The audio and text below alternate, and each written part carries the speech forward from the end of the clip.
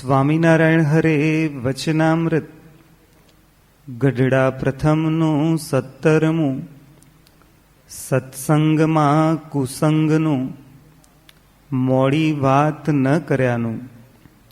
સ્વામિનારાયણ હરે સંવત 1876 માક્ષરવદી 5મને દિવસ શ્રીજી મહારાજ શ્રી ગઢડા મધ્યે દાદા ખાચરના દરબારમાં આથમણે બારણે ઓરડો છે તેમાં કથા વંચાવતા હતા અને ધોળો ખેસ પહેર્યો હતો તથા ધોળી ચાદર ઓઢી હતી તથા ધોળી પાગ બાંધી હતી અને પીળા પુષ્પની માળા પહેરી હતી અને પીળા પુષ્પનો તોરો પાગને વિશે ખોસ્યો હતો અને અતિ પ્રસન્ન થકા વિરાજમાન હતા.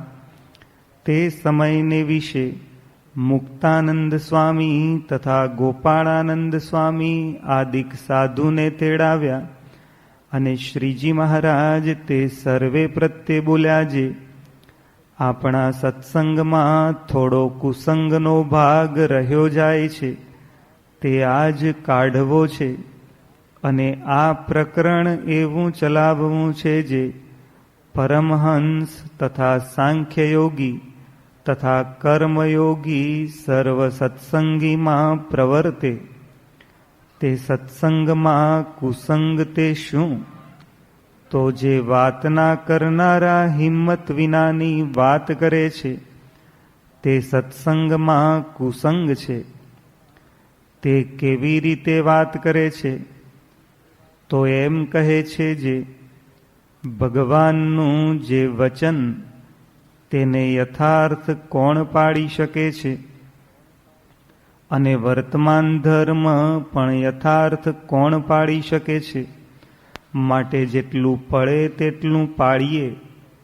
અને ભગવાન તો અધમ ઉદ્ધારણ છે તે કલ્યાણ કરશે.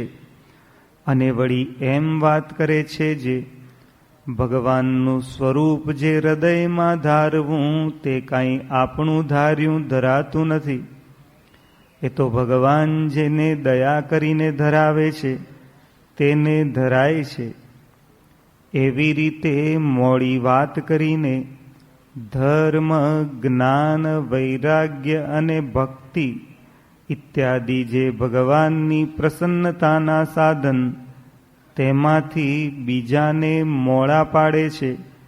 માટે હવે આજ દિનથી આપણા સત્સંગમાં કોઈ પણ હિંમત રહિત વાત કરશો નહીં. સદા હિંમત સહિત જ વાત કરજો.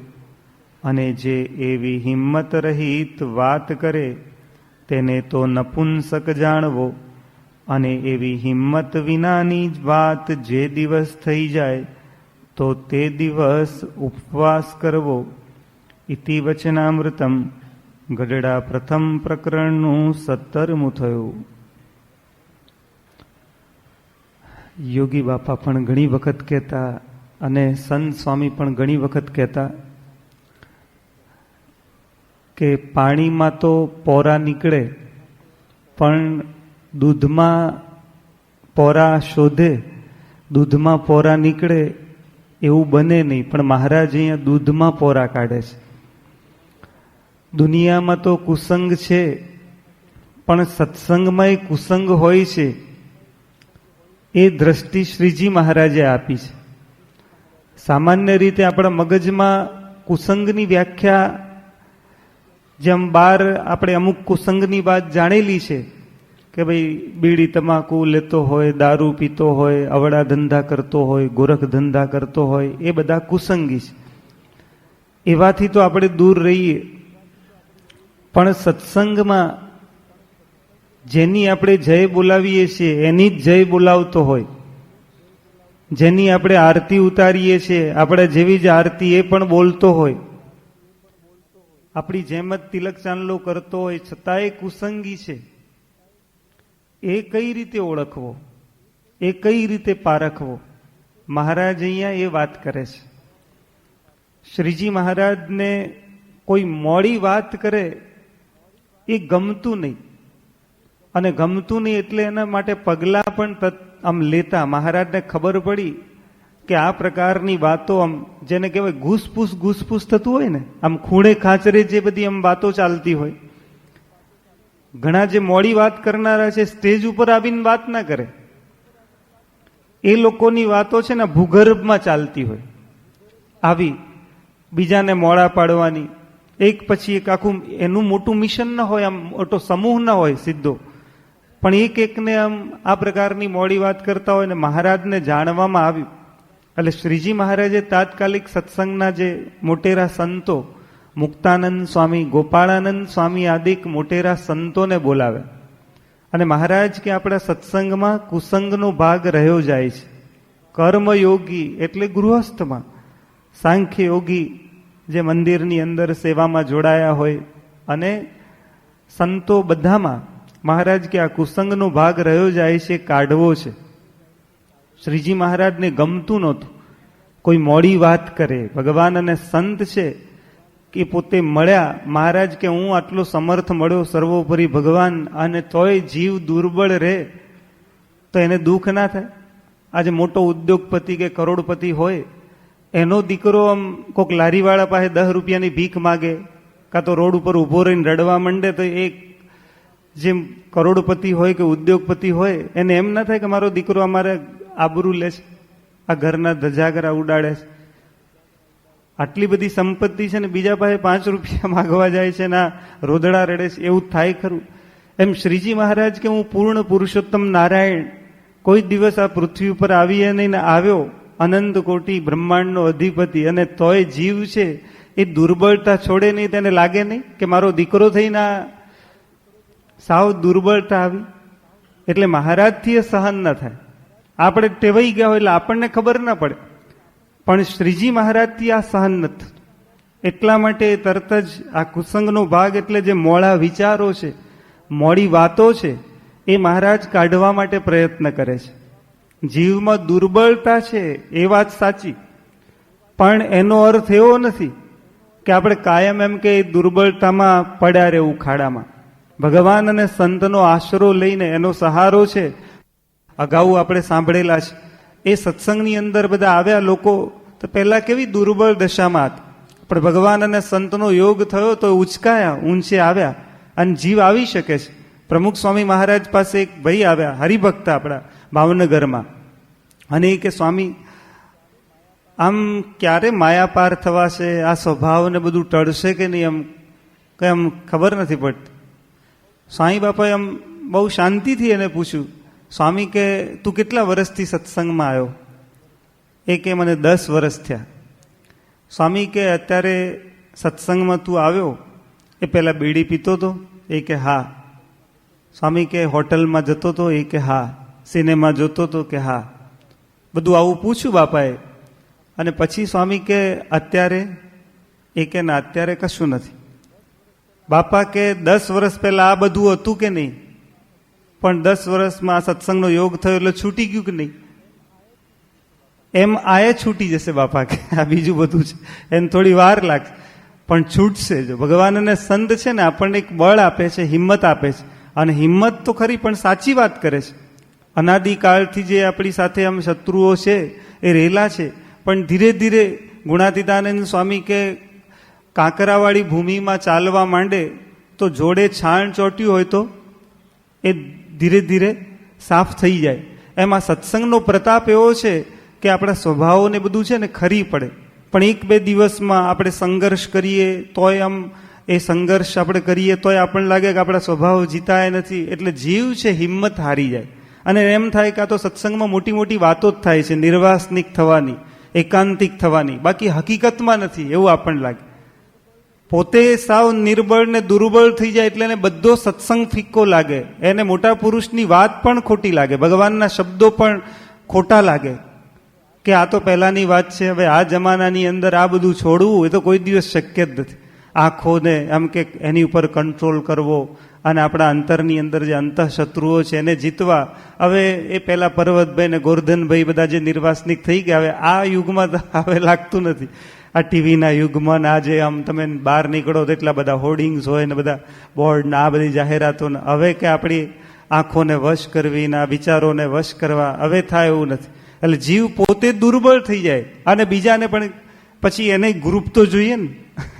એટલે ગ્રુપ એ કરવા ધીરે ધીરે આવી મોડી વાતો દરેકને ગમતી હોય. હમણાં એકાદશીનો ઉપવાસ છે, એવી જાહેરાત થાય કે નિર્જળા કરવાનો છે તો કેવા મોતિયા મરી જાય, અને કે બાપાએ છૂટ આપી છે બધાએ ફરાળ કરવાનું છે તો કેવો આનંદ થઈ જાય. આવી વાત છે ને આમ ગમે જીવને. છૂટછાટની વાત એટલે કે મહારાજ અધમ ઉદ્ધારણ છે, આપણું કલ્યાણ કરશે, બાકી એક વખત એનો આશરો કર્યો એટલે ગમે તેવો જીવ હોય તો એ અક્ષરધામમાં લઈ જવાના જ. એક વખત સ્વામિનારાયણનું નામ લે તો મહારાજ કે મારે બધાનો ઉદ્ધાર કરવો છે એટલે આપણો થઈ ગયો. આવી મહિમાની વાત કરીને એક અંદરથી આપણને ખલાસ કરે, ખોખલા કરે. આ મોડી વાત છે, આમ ખબર ન પડે બહારથી. સ્વામી કે આપણે છેક દેહનો અંત થાય ત્યાં સુધી આપણે જજુમવાનું જ છે. ભગવાન અને સંત સાચા છે એવો વિશ્વાસ રાખીને આ કાર્ય આપણે કરવાનું છે. આજે નારદજી એક ઈર્ષા ટાળવા માટે એણે 7 મન્વંતર સુધી પ્રયત્ન કર્યા. 7 મન્વંતર એટલે 8 અબજ ને 64 કરોડ વર્ષ એક દિવસમાં, બ્રહ્માના એક દિવસમાં થાય. એમાં એક દિવસમાં 14 મનુ બદલાય. એમાં 8 અબજ ને 64 કરોડ વર્ષ ને 7 મન્વંતર એટલે 4 અબજ ને 32 કરોડ વર્ષ થાય. તો 4 અબજ ને 32 કરોડ વર્ષ એણે એક ઈર્ષા ટાળવા માટે પ્રયત્ન કર્યો, તોય પાછું એટલું જોઈએ એવા તો પેલા થયા નહીં. તો એક ઈર્ષાની વાત છે. એવા તો કેટલાય શત્રુઓ છે, તો એને ખાલી ઈર્ષા ટાળવામાં આટલા વર્ષ થયા તો આ 100 વર્ષે પૂરા તો આપણા નથી થતા. 80 વર્ષના ગાળામાં આપણે આ બધું સર કરવાનું, બધા અંતઃશત્રુઓ જીતવાના, એટલે આપણને એમ લાગે કે આ બધું થશે કે નહીં થાય. પણ ભગવાન અને સંતના પ્રતાપે થાય છે. ગુણાતીતાનંદ સ્વામી કે બીજે જે કોટી કલ્પે જે ના થાય એ અહીંયા એક દિવસમાં થાય છે. એટલે વાત ખોટી નથી. કદાચ આપણે આમ હારી જઈએ એટલે આપણને એમ થાય કે ના હું તો હારતો આવ્યો છું, એટલે આ બધું ભગવાને ખોટા, સંતની વાતો ખોટી, એવું થઈ જાય. અને બીજાને પણ મહારાજ કે મોળા પાડે છે. વર્તમાન ધર્મ યથાર્થ કોણ પાડી શકે છે? આ જે એક વિચાર છે એ જીવને દુર્બળ બનાવે છે અને બીજાને ખોખલા કરી નાખે છે. તો એમાંથી મહારાજ કે આપણે બહાર નીકળવાનું છે. યોગીજી મહારાજ તો હંમેશા કાયમ વાત કરતા, બળભરી વાતો મુખે કરવી, મોડી વાત કેદી નવ કરવી, મુખો મુખ થઈ ઓળખાણ, કોઈ વાતની ન રહી તાણ, આ બ્રહ્માંડમાં આપણ તુલ્ય, ભાગ્યશાળી માનો એ જ ભૂલ્ય. બાપા આમ વારે વારે આ પંક્તિ છે ને એનો ઉલ્લેખ કરતા અને કહેતા, એને ખબર હતી કે ભાઈ જીવની દશા તો આ છે જ, તોય પણ કે બળમાં રહેવાનું. યોગીજી મહારાજ કે શુરવીર થવું, એ વાતો એમણે વારંવાર કરી છે. કોઈ સહેજ મોડી વાત કરે ને તો યોગી બાપા ચલાવે નહીં, એને ગમે નહીં. કારણ કે ભગવાનને સંત મળ્યા ને પછી કે મોડી વાત કરે એને પોસાય નહીં, એને ગમતું નથી. એક વખત ડૉક્ટર સ્વામી ખાલી એમ પ્રકાશની અંદર સહેજ આમ લેખ લખેલો વચનામૃતના બારામાં. એમાં એમ કે વચનામૃત જેવા નાનકડા ગ્રંથમાં પણ મહારાજે કેટલી અદ્ભુત વાત કરી છે એ રીતે એમણે ઉલ્લેખ કરેલો. એમાં એવું લખ્યું ને કે વચનામૃત જેવા નાનકડા ગ્રંથમાં, યોગી બાપા કહે વચનામૃતને નાનકડો કેમ કહેવાય? નાનો એમ નહીં કહેવાનું, સર્વોપરી એમ. હવે એમણે તો મહિમાની દ્રષ્ટિથી જ એ રીતે વાત કરેલી કે નાના ગ્રંથમાં પણ કેટલી મોટી વાત સમાવેલી છે એમ. તોય પણ બાપા કહે વચનામૃતને નાનકડો ગ્રંથ કહેવાય જ નહીં, એ વાત જ નહીં કરવા. બાપા એક વખત આપણે પેલા ભાદરાથી કુરજીભાઈને માંડણભાઈને આવ્યા અને બાપા કે ભાદરામ મંદિર કેદી કરવું છે કે તે કે બાપા પાણી તો જોઈએ ને, પાયા પૂરવામાં અને બધું કામકાજ કરવામાં, પણ ભાદરામાં પાણીની તંગી છે, મુશ્કેલી છે. યોગી બાપા કે પાણી તો અખૂટ પડ્યું છે, કે મોડી વાત શું કરો છો, કે આવું નથી પાણી, એવી વાતે ના કરવાની. બાપાને એક વખત આમ યોગીજી મહારાજને મુંબઈની અંદર પેલા અંધેરીથી કોઈ હરિભક્ત કે યુવક આવ્યા, એટલે બાપાને કીધું કે બાપા અંધેરીમાં રહે છે. બાપા કે એવું શું નામ પાડ્યું હશે, અંધેરી, પ્રકાશપુરી રાખો. એને એવું નામ અહીંયા અંબાલાલ કાકા બકરી પોળ વાળા હતા, તો બાપા કે સિંહ પોળ, કે બકરી પોળ નહીં કહેવાનું.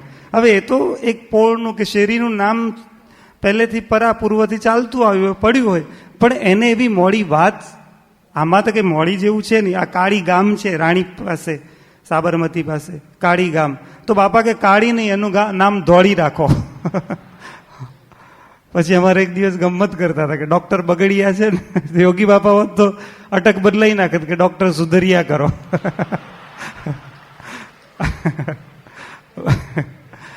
પ્રમુખ સ્વામી મહારાજ સુરતમાં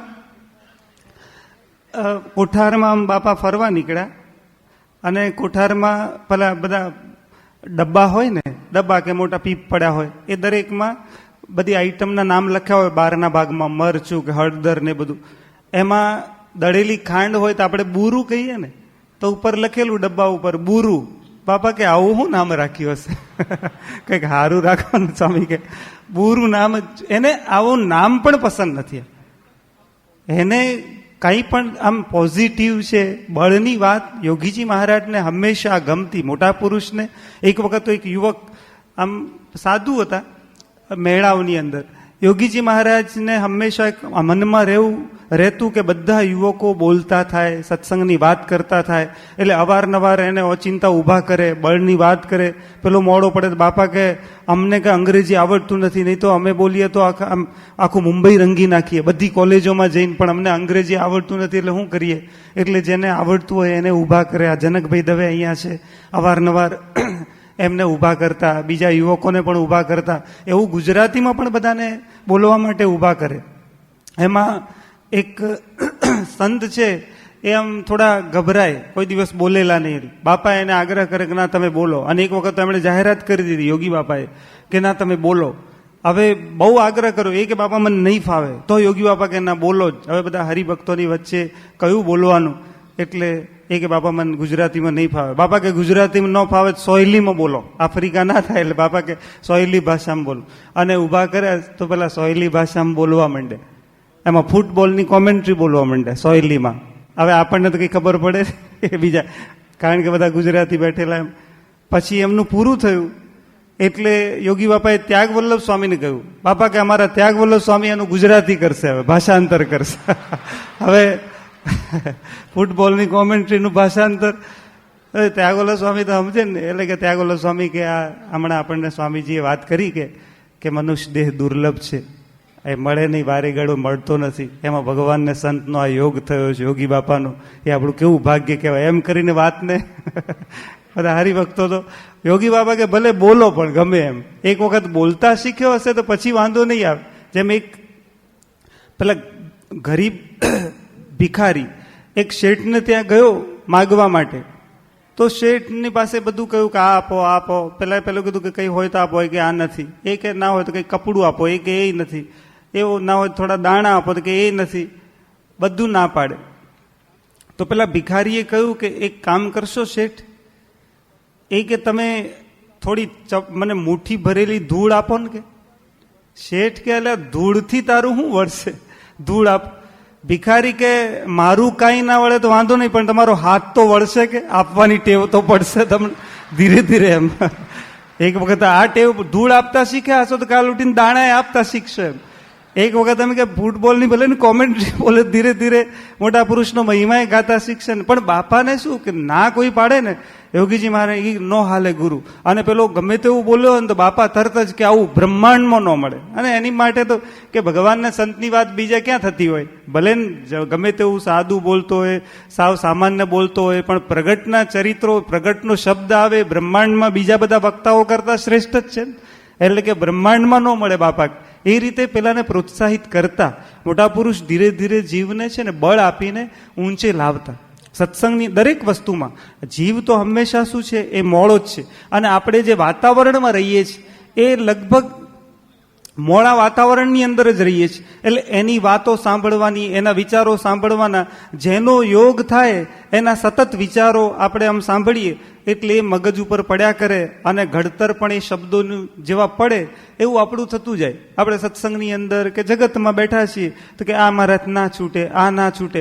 ઘણા લોકો બીડી પીતા હોય તો આપણે સંતો પાસે આવે ને સંતો મુકાવવા માટે પ્રયત્ન કરે. એ કે સ્વામી આ નહીં છૂટે મારાથી. અને આપણે વર્તમાન આમ હાથ લાવીને તો બિચારો ગભરાય કે આ નહીં છૂટે મારાથી. પહેલથી જ આમ વાત જ મોડી કરે. પણ પછી આપણે કંઈક ભાઈ બીજા બધા કેટલાય છોડી દીધું છે, એક વખત પહેલ તો કર. અને પહેલ કરે તો અહીંયા કેવા હમણાં જે આ પરિવર્તનની વાત કરી, કેવા કેવા પરિવર્તનો થયા છે. એ સત્સંગની અંદર જો બળિયામના યોગમાં આવે તો જીવ બળિયો થાય છે. ગુણાતીતાનંદ સ્વામી કે આનો આ જીવ તો બળિયો જ છે, પણ સાવજના દેહમાં આવે તો ગર્જના કરી શકે છે કે નહીં. અને એનો એ ઘેટામાં ફેંકે તો સાવ બકરી બે બે કરે છે. જીવ તો એનો એ જ છે, પણ કઈ જગ્યાએ ભળે છે, કયા ટોળામાં ભળે છે, આપણે જો મોડાના ટોળામાં જો કદાચ ભળી ગયા તો પછી આપણામાં કોઈ દિવસ બળ આવે જ નહીં. અને શુરવીરોના પેલામાં ભળી જઈએ તો આપણે શુરવીર થઈએ. એટલે યોગી બાપા કે શુરવીરનો સંગ કરવો. બાપા એક વખત વાત કરેલી, જ્યારે ભાદરાની પ્રતિષ્ઠા હતી એ વખતે ભાદરા મંદિરની પ્રતિષ્ઠા હતી ત્યારે ધજા ચડાવવા માટે બે હરિભક્તો મણિભાઈ સલાડવાળા અને રાવજીભાઈ આણંદવાળા બે જણમાં અંદર આમ સ્પર્ધા. એટલે પેલો કે હું મારા તરફથી, મણિભાઈ કે મારા તરફથી. તો બે જણા આમ બોલે અને બોલતા બોલતા શું છેક સુધી આમ લઈ ગયા. આ યોગી બાપા જાણે કે રાવજીભાઈ સક્ષમ છે, વાંધો નહીં આવે. અને મણિભાઈના દેશકાળામાં જરા પેલા છે તો બાપાને થયું કે મણિભાઈ મોડા પડશે નહીં, એ તો બોલે જ રાખે છે. એટલે જે કંઈ કિંમત આમ વધતી જ જાય.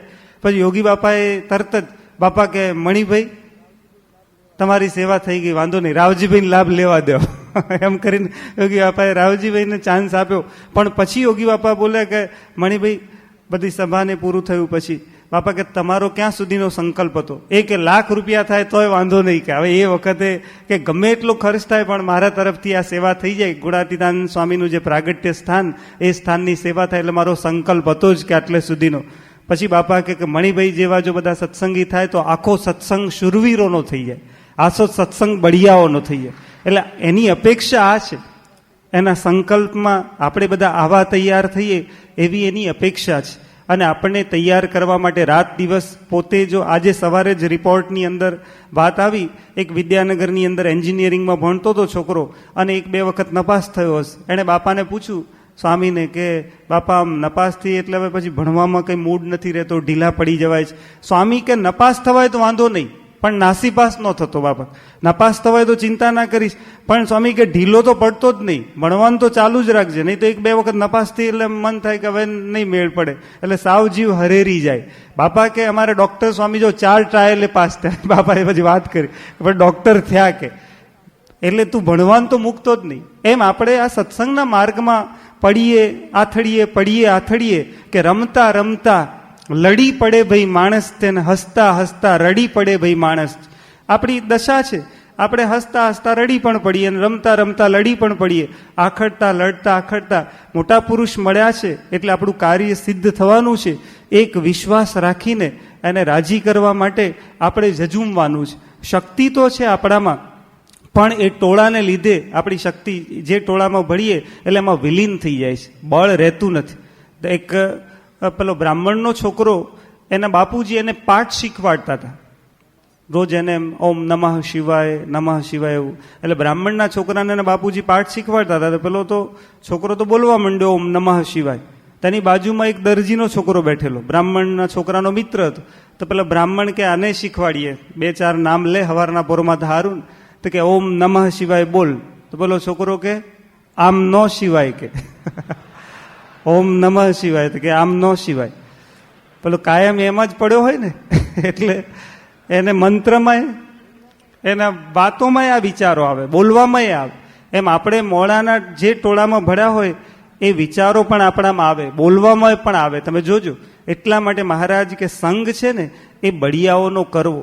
આપણે મોડા પડી ગયા એટલે આપણને બધું ઝાખું જ લાગે, કોઈ વર્તમાન ધર્મ પાળતું નથી. પણ મહારાજના વખતમાંથી આજ સુધી તમે જુઓ કે સત્સંગની અંદર દુનિયામાં ક્યાંય જોવા ન મળે, પૂર્વના ઇતિહાસમાં, પુરાણોમાં, ગ્રંથોમાં ક્યાંય સાંભળવા ન મળે એવી અભૂતપૂર્વ ઘટનાઓ, એવો અભૂતપૂર્વ ઇતિહાસ, અદ્ભુત ઇતિહાસ સ્વામિનારાયણ સંપ્રદાયમાં પડેલો છે. નાના બાળકથી માંડીને મોટા વૃદ્ધો સુધી જે નિયમ ધર્મ નિષ્ઠા છે, એનો આશરો છે, ઉપાસના છે, એ બધી જ વાતની અંદર સ્વામી કે જોટો ન જડે એ પ્રકારનો ઇતિહાસ આપણો પડેલો છે. પણ એ તરફ આપણે દ્રષ્ટિ કરતા નથી. આ બળ જ્યાંથી મળે એ બળ આપણે કોઈ દિવસ લેતા નથી. યોગી બાપા કે ખાટી છાશ પીવે તો તબિયત સારી થાય કે હાંધા ઢીલા થઈ જાય, દૂધ પાક પીવે તો તબિયત સારી થાય. આપણે કથા વાર્તામાં તો બેસવું નથી, એટલે પછી બળ આવે ક્યાંથી? ઘણા તો આવે તો રવિ સભામાં પાર્કિંગ સ્કૂટરો પડ્યા હોય ને ત્યાં બેહી રહ્યો, ઘણા આવે તો અહીંયા બેહી રહે. પણ અહીંયા આવીને બેસે, આ કથા વાર્તાનો જેનાથી બળ મળે, પોષણ થાય, એ તો આપણે લેતા જ નથી. ઘૂઘરો ખખડાવવાથી છોકરો આપણો એકનો એક હોય ને હાથ ખોટનો હોય ને, પણ ઘૂઘરો ખખડાવો ને તો છોકરો ખુશ થાય.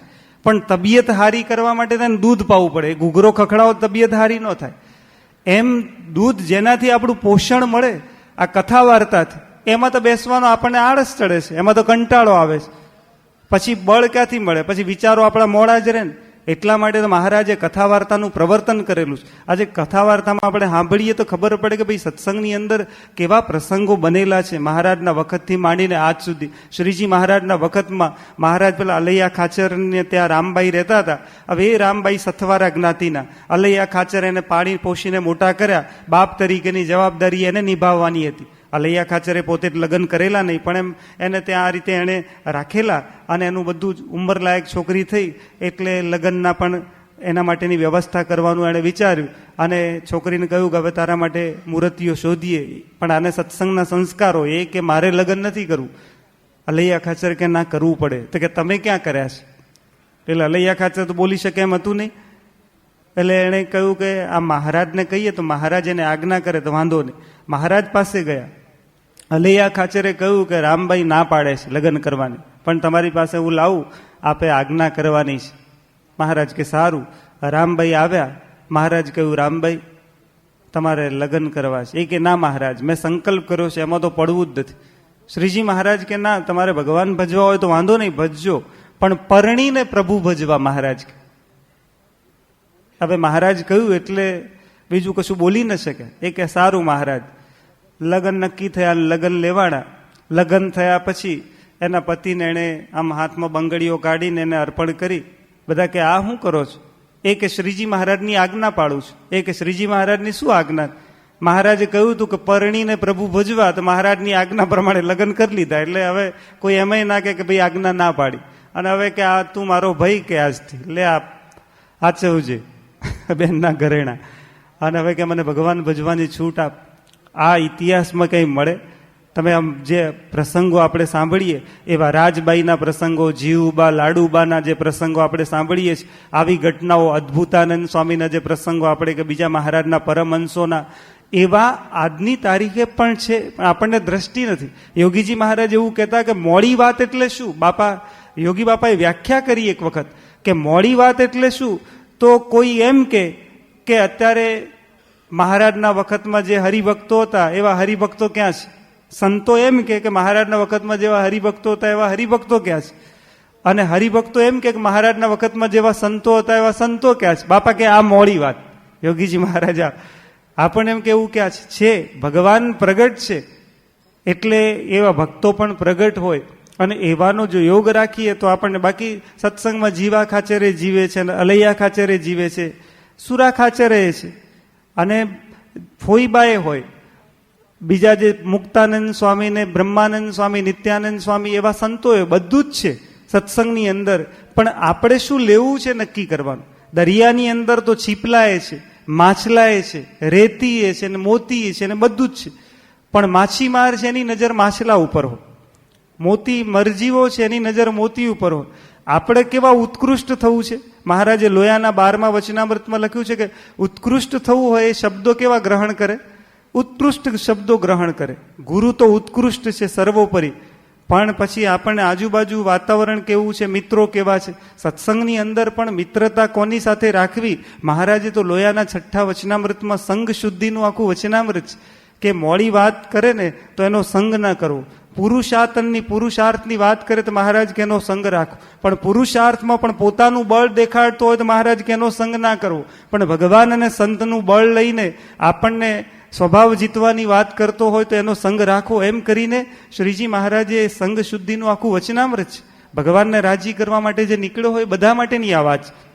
એટલે સત્સંગની અંદર આપણે જે સર્કલ છે એ સર્કલે એવું રાખવું પાછું કે જે આપણને અવારનવાર બળ આપીને વાતો કરે. આ તો એક મોડો પડ્યો હોય તો બધાને એમ, એક ભાઈ અહીંયા સત્સંગમાં આવતા હતા, અને પછી હવે એને એક થોડો નાનો જ પ્રસંગ બની ગયો સામાન્ય, એમાં કે બસ બધું બગડી ગયું છે, બધું પોલિટિક્સ ચાલે છે. મૂળે એને પાસ નહોતો મળ્યો, હવે પાસ ના મળ્યો એટલે પોલિટિક્સ આવી ગયું. કોક વખત તો કસોટી કરે ને મહારાજ સ્વામી આપણી, આપણું માન ટળ્યું છે કે નહીં, આપણે કેવા આમ સમજણ આપણામાં કેટલી દ્રઢ થઈ છે. આ ખીલો હલાયો કહેવાય આપણા માટે.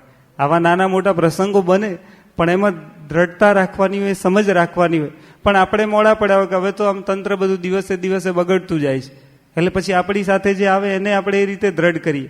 એટલે બધું આખું ગ્રુપ થતું હોય, દરેકને નાનો મોટો કંઈક ને કંઈક પ્રસંગ તો બનતો જ હોય. સત્સંગમાં એક આપણને માન ન મળે, આદર ન મળે એવા પ્રસંગો લગભગ બનતા હોય. વારે ઘડીએ આપણને જ કોઈ પૂછે એવું ન બને. એટલે આપ પહેલા પૂછતા હોય કોઈ અને પછી ના પૂછે એટલે આપણને એમ થાય કે હવે કોઈ ક્યાં પૂછે, મનમાં એવું મનમાં થાય. એટલે આપણે ઢીલા પડીને બીજાને કહે કે જો આ સત્સંગમાં એકબીજાની આમન્યા રહી નથી. એ આમન્યા રહી જ છે, બધું જ છે. અથવા આપણને વધારે અપેક્ષાઓ છે એટલે એમ લાગે કે મને કોઈ પૂછતું નથી. હવે ટાણે પૂછવાનું હોય ને, રોજે રોજ કંઈ થોડું પૂછવાનું. જ્યારે પ્રસંગ હોય, તમારી જરૂર હોય ત્યારે તમને પૂછે. હવે બેન્ડ વાજાની જરૂર ક્યારે પડે? લગ્ન ગાળો હોય ત્યારે, કંઈક એવી નગર યાત્રા હોય ત્યારે. પછી બેન્ડ વાજા વાળા કે રોજ તો અમને કોઈ પૂછવા જ આવતું નથી. પણ કમૂરતામાં ક્યાં પૂછવા આવે? હારા પ્રસંગો હોય ત્યારે પૂછવા આવે, જ્યારે જેની જરૂર હોય ત્યારે પૂછવા આવે ને. એમ આપણને પછી આપણને એમ થાય ઘણી વખત કે આ લોકો જરૂર હોય ને ત્યારે સ્વાર્થી છે. સ્વાર્થી નથી. જ્યારે જે પ્રસંગ હોય, શિયાળામાં છત્રી છે, ચોમાસું આવે ત્યારે જ આપણે ઉગાડીએ છીએ ને. બાકી 8 મહિના ઘરમાં ખૂણામાં પડી હોય ક્યાં એને પૂછીએ છીએ? જ્યારે પ્રસંગ આવે એની જરૂર પડે ત્યારે ખોલવાની હોય. પછી આપણે એમ દરેકની આમાં જ્યારે જે ટાઈમે જરૂર પડે ત્યારે એને પૂછીએ. એ સિવાય કંઈ એવો પેલો ના હોય તો આપણને એમ લાગે કે આ લોકો તો સ્વાર્થી છે, જ્યારે જરૂર હોય ત્યારે જ બોલાવે. સ્વાર્થી નથી. આપણા માટે અંતરમાં છે જ બધાને, પણ કદાચ એવો સંજોગ ના આવે, સમય એટલો ના હોય તો કદાચ ન પૂછી શકે. પણ આપણે ઘણી વખત માનની વધારે પડતી અપેક્ષા હોય, કદર થાય આપણી એવી ઈચ્છા હોય, એટલે અંદર અંદર આપણે પેલા કોચવાતા જઈએ અને બીજાને એ રીતે પછી તૈયાર કરીએ. આ પણ એક પ્રકારનો કુસંગ છે. અને એ પ્રકારના શબ્દો ધીરે ધીરે જો સત્સંગમાં પડે તો જીવને ખલાસ કરી નાખે. એટલા માટે મહારાજ કે એવાનો સંગ પણ રાખવો નહીં. અને બળિયા જે ભગવાનના ભક્ત છે એનો સંગ હંમેશા રાખવો. અને ભગવાન અને સંતનું કાર્ય જીવમાં બળ પૂરવાનું છે. યોગીજી મહારાજ કહેતા, એક વખત પ્રથમનું 17મું વચનામૃત વંચાયું ગોંડલમાં, અને બાપા કે આ બળનું વચનામૃત છે અને કે આ ઇન્જેક્શન આપવાનું, કે બળનું ઇન્જેક્શન આપવાનું. આ વચનામૃતની અંદર બળની વાત આવે છે ને, તો કે બાપા કે બધાને લાવવા અમારી પાસે, અમે બળના ઇન્જેક્શન આપી દઈશું. આ વાત છે એ બળની વાત છે. અને આપણે હંમેશા એ બળ મેળવવાનું છે, એ કેળવવાનું છે. પણ એવા બળિયા ભગવાનના ભક્તોના સંગમાં રહીને આપણે આ કેળવવાનું છે. સ્વામી અહીંયા અમદાવાદની અંદર હતા 2 વર્ષ પહેલા, અને એ વખતે અબ્દુલ કલામે પુસ્તક લખ્યું છે ઇગ્નાઇટેડ માઇન્ડ્સ, પ્રદીપ્ત મન. હા, એ પુસ્તક જે લખાયેલું, એ પુસ્તકનું સંતો આમ ઇંગ્લિશમાં લખાયેલું. એટલે બાપા લગભગ 1 મહિના જેવું રોકાયેલા, અને રોજ બપોરે કે જ્યારે જ્યારે ટાઈમ મળે ત્યારે સંતો એ પ્રસંગો ગુજરાતીમાં આમ સ્વામી સમક્ષ રજૂ કરતા. એમાં અબ્દુલ કલામ આણંદ ગયેલા, અને આણંદ એક સ્કૂલની અંદર ગયા ત્યારે કોઈએ એમને પ્રશ્ન પૂછેલો, કોઈ વિદ્યાર્થીએ એવો પ્રશ્ન પૂછેલો કે શું પાકિસ્તાન પાસે આપણા ભારત કરતાં વધારે સક્ષમ શસ્ત્રો છે? એવો પ્રશ્ન પૂછેલો. તો એમણે કહ્યું, તને આવું કહ્યું કોણે? કે તને આવી શંકા કેમ થાય છે? એવો અબ્દુલ કલામે પેલા બાળકને કહ્યું કે આવું તે ક્યાં વાંચ્યું? છોકરો કે અમે પેપરમાં આવું વાંચ્યું છે કે પાકિસ્તાન પાસે પણ આવા શસ્ત્રો છે. એ કે જો દુનિયામાં 4 દેશ પાસે જ આવા શસ્ત્રો છે, બીજા કોઈ દેશ પાસે આવી ટેકનોલોજી નથી. કે આપણે એવા શસ્ત્રો ડેવલપ પણ કરી, ડિઝાઇન પણ કરી શકીએ છીએ, ડેવલપ પણ કરી શકીએ છીએ અને પ્રોડ્યુસ પણ કરી શકીએ છીએ.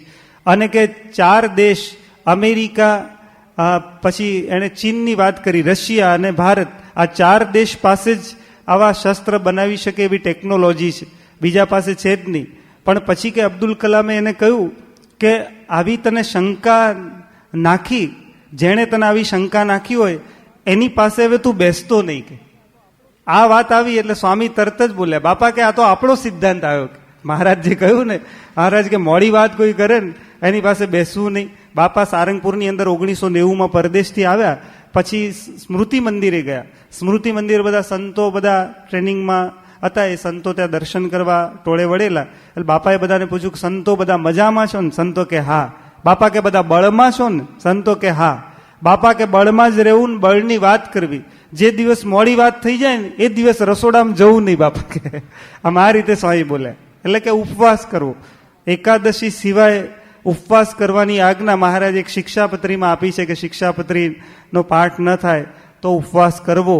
બીજું મહારાજે અંત્યના 19મા વચનામૃતમાં એક ઉપવાસની આજ્ઞા કરેલી છે. અને આ વચનામૃતમાં ઉપવાસની આજ્ઞા કરી છે. વચનામૃત 3 વચનામૃત એવા છે કે જેમાં ઉપવાસનો આદેશ મહારાજે આપ્યો હોય, એ સિવાય બીજી કોઈ પણ આ મોડી વાત કરે એ કેટલી મહારાજને આમ એની ઉપર સૂગ હશે, એની ચીડ હશે શ્રીજી મહારાજને, કે મોડી વાત ભગવાન અને સંતને એ ગમતી નથી. અને બળ આપવા માટે જ આવ્યા છે. અને અવારનવાર જીવને મોડો પડતો હોય, નિરાશ થઈ ગયો હોય, હતાશ થઈ ગયો હોય, તો એની અંદર પણ એ બળ ભરે છે. ભાવનગરની અંદર જ એક યુવક છે ને, 12મા ધોરણની પરીક્ષા આવતા પહેલા ડ્રોપ લેવાનો એણે વિચાર કર્યો. તો પછી બધાએ કહ્યું કે બાપા આને ડ્રોપ લેવાનો વિચાર કર્યો. સ્વામી કે કેમ ડ્રોપ લેવાનો વિચાર કર્યો? તો એ કે પરીક્ષામાં બહુ અઘરું પૂછાવાનું છે. સ્વામી કે એમ તને ખબર પડી ગઈ છે? બાપા કે તને કોઈ એમ અઘરું પૂછાવાનું, એટલે પછી બાપાએ એને આવું પેલું કહ્યું કે તને ખબર પડી ગઈ. પછી સ્વામીએ એવું કહ્યું કે અઘરું એટલે તું જે ભણ્યો છે એ કોર્સ 12નું પૂછાવાનું છે. બાપા એ કે ના, કોર્સ 12નું નહીં. તો સ્વામી કે જે ભણ્યા છે એ જ પૂછાવાનું છે ને, તો અઘરું કોને કહેવાય? અને તને ક્યાં ખબર તો છે નહીં કેવું પૂછાવાનું છે. સ્વામી કે પરીક્ષા આપને. અને પછી એણે ડ્રોપ લેવાનો વિચાર કરેલો, પણ પછી પાછું માંડવાળ કરીને પરીક્ષાનું ફોર્મ ભર્યું અને પરીક્ષામાં પાસ થઈ ગયો. સારું છે. પણ જીવ છે ને, ભગવાનને સંત આ રીતે પણ નાનો મોટો હોય, ગમે તે ભણતો હોય કે નોકરી ધંધો કરતો હોય કે સત્સંગમાં, પણ દરેકને આવું બળ આપીને એને બળીઓ કરે છે. આ શબ્દોનું એક બળ છે. આપણા યોગની અંદર પણ કોઈ આવે તો આપણે પણ એને બળ આપવું પડે, એને મોડો ના પાડો. આપણે તો આમ સાહેબ ઝેર નાખીને, તમે છોડ હોય એમાં એસિડ રેડો ને તો બળી જાય, અને ખાતર નાખો તો એ છોડ મોટો થાય.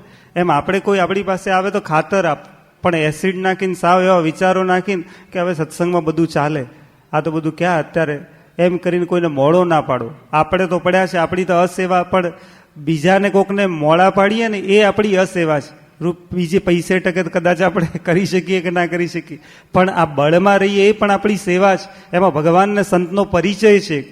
કોકને એમ લાગવું જોઈએ કે આને કંઈક મળ્યું લાગે છે, ભગવાનને સંત મળ્યા લાગે છે. આ તો હાવ મળદાલ જેવા, પેલો હોસ્પિટલમાં જાણે દાખલ કર્યા હોય અને સાવ ખલાસ થઈ ગયા હોય, સાબરમતીની જેલમાં છૂટીને આજે જ આવ્યા હોય લગર વગર, એ રીતે બેઠા હોય, તો કોકને લાગે કે આને શું મળ્યું સત્સંગમાં જઈને, તો એ બિચારાને એમ લાગે કે સત્સંગમાં જવા જેવું નથી. પણ એવા બળમાં રહેવું, સત્સંગમાં આવ્યા પછી બીજાને બળની સ્વામી કે વાતો કરવી. આ વીરચંદભાઈ મોદી અહીંયા બેઠા છે, આવી બાપા કે કેવી પરિસ્થિતિ, મુશ્કેલ ભરી પરિસ્થિતિ છે, પણ બળમાં છે કે નહીં? બાપા કે એનો કેફ અમારું ઉતારવો પડે છે. એટલે આમ નહીં તો પરિસ્થિતિ જગતની તમે જુઓ તો બહુ કઠિન પરિસ્થિતિઓમાંથી પસાર થાય, સંઘર્ષોમાંથી, પણ કેફ કેવો છે? એમ સત્સંગમાં ભગવાનને સંત મળ્યા એટલે આપણે કેફમાં રહેવું.